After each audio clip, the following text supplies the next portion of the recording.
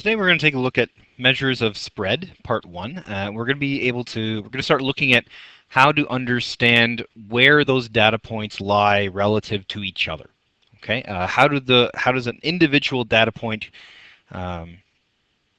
compare to every other data point in the data set? That's what we're going to start taking a look at.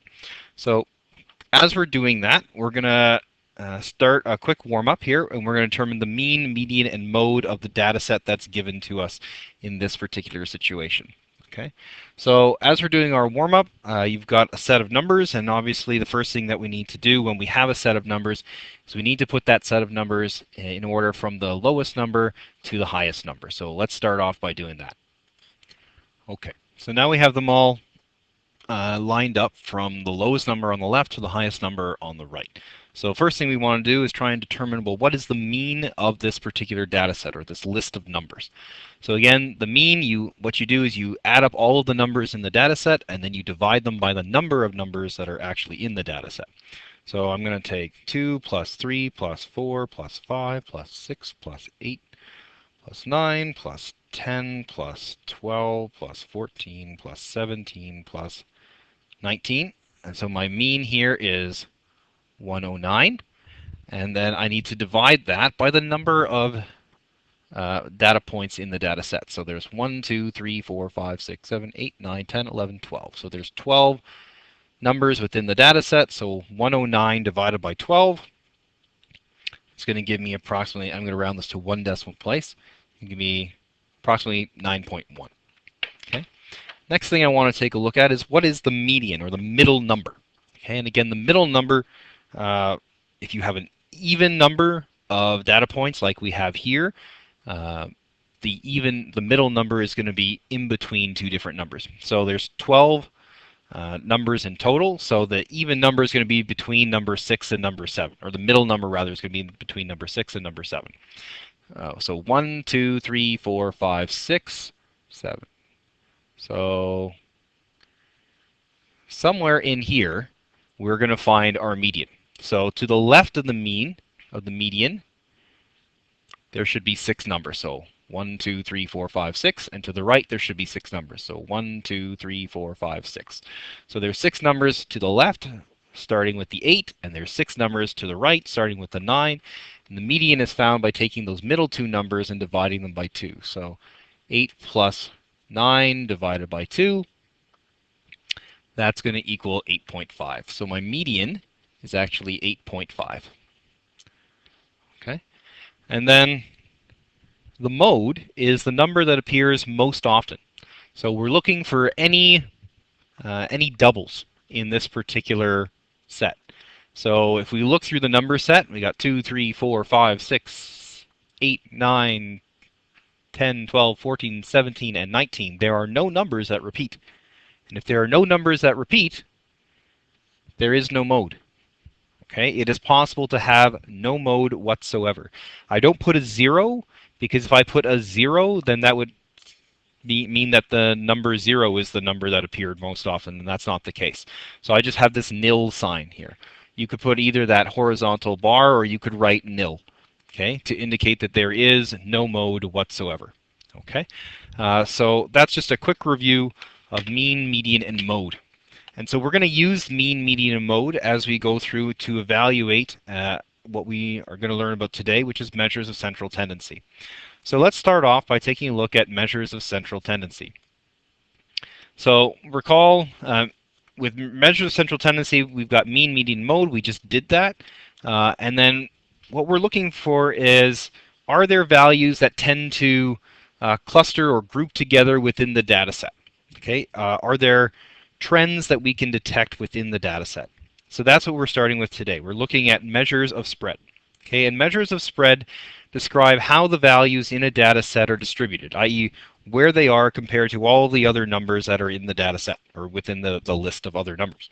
Okay, and there's 4 types of spread that we will be examining over the course of this unit. We're going to look at the first 2 today.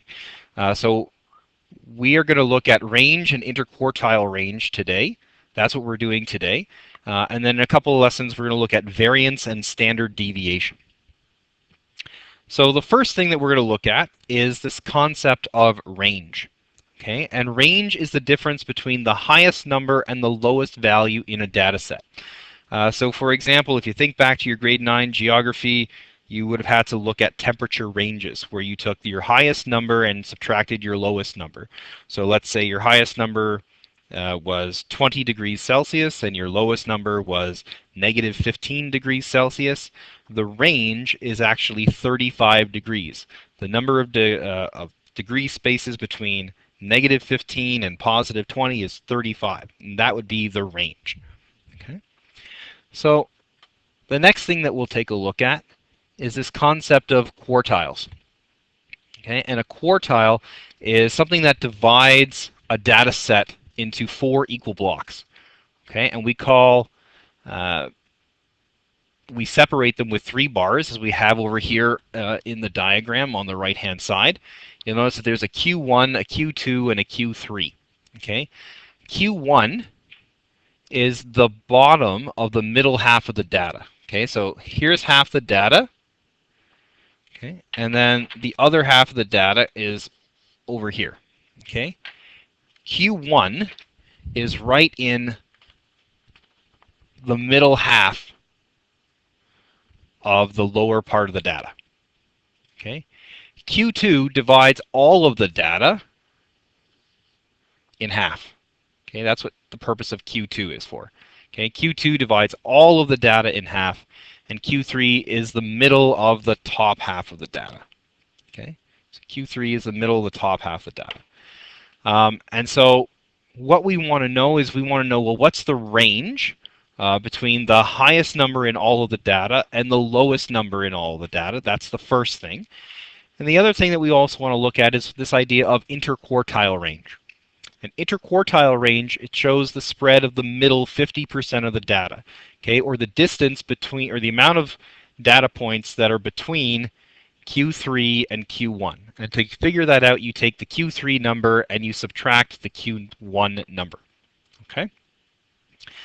And then finally, we'll take a look at this box and whisker plot video clip very quickly, but a box and whisker plot is a way to graphically show how you can determine where these quartiles are, your low point and your high point. And I'll show that in an example in just a moment. Okay, but to quickly give you a sense, let's say that this happens to be your final exam grades for physics. Your plot and whisker, your box and whisker plot could look something like this, where you put an X here where you've got all the different individual marks, and then you've got a box and whisker plot above it to show, you know, the lowest mark, the highest mark, where most of the people are getting their data from. Okay, and so the narrower a section is, and again you'll notice that this is divided into 4 sections. You've got section 1, 2, 3, and 4. Okay, so it's divided all of the data into 4 equal sections, not equal in size, but equal in the number of data plots that are in those sections. Okay, and that tells you how concentrated your data is. Okay, so a large number of people got between 70 and 75. Okay, and then fewer people, the more spread out, the more the bigger the range is in that particular plot. Okay, so box and whisker plots are a helpful way to show where your data is actually located.